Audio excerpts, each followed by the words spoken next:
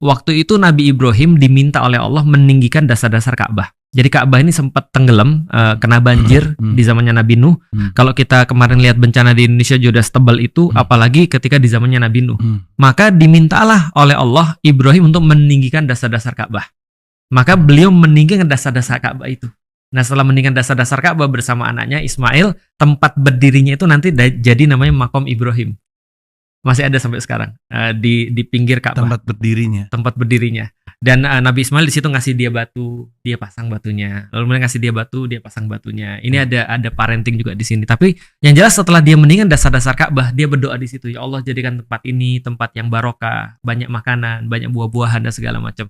Dan Allah minta pada Nabi Ibrahim, kumandangkanlah orang-orang untuk datang ke sini melaksanakan haji.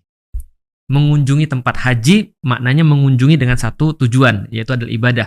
Maka kumandangkanlah tempat ini haji. Ibrahim bingung. Ketika dia sudah meninggalkan dasar-dasar Ka'bah ini, lalu kemudian dia bilang, gimana manggil orang? Dan bukan hanya manggil orang, kata Allah, tempatnya harus dijadikan masabatan linnas, tempat berkumpul seluruh manusia. Gimana caranya tempatnya sepi kayak gini? Orang bekas banjir dan segala macam. Disitulah letak Allah bilang, tugasmu cuma manggil, aku yang datengin orang. Keren guys. Betul. Jadi tugasmu cuma manggil, aku yang datengin orang. Di situ dikatakan Al-Quran, lantas kemudian Ibrahim menyeru manusia untuk haji. Nah, maka dari situlah awal ceritanya kenapa haji itu muncul. Itu semua istilah saya dikisahkan kepada Nabi Muhammad. Lalu Nabi Muhammad ketika tahu kisah itu nyeritain lagi, ngelanjutin. Betul.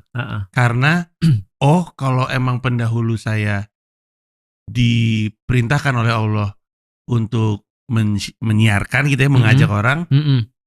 Ya konsekuensi berarti saya juga. Nah, itu kesimpulan Mas. Itu nggak banyak yang tahu. Karena itu adalah lanjutan ayat tadi. Ketika Ibrahim disuruh untuk memanggil manusia dan disuruh untuk mengubah dunia dalam tanda kutip, dia tahu bahwasanya ini tidak akan pernah bisa selesai di zaman dia. Kan dia suruh manggil, Allah yang datengin kan. Maka dia berdoa lagi. Dia doanya adalah Rabbana wab'ats fihim rasulam minhum yatlu alaihim ayatihi dan seterusnya. Artinya adalah gini. Dia tahu dia nggak akan pernah berhasil untuk melakukan tugas ini walaupun dia sudah mulai. Dan bukan masalah selesai atau tidaknya kan, tapi prosesnya itu yang paling penting. Maka dia doa, ya Allah, tolong turunkan di antara penduduk Ka'bah ini seorang manusia dari keturunan aku yang akan ngelanjutin tugasku. Wow. Dan itulah Nabi Muhammad.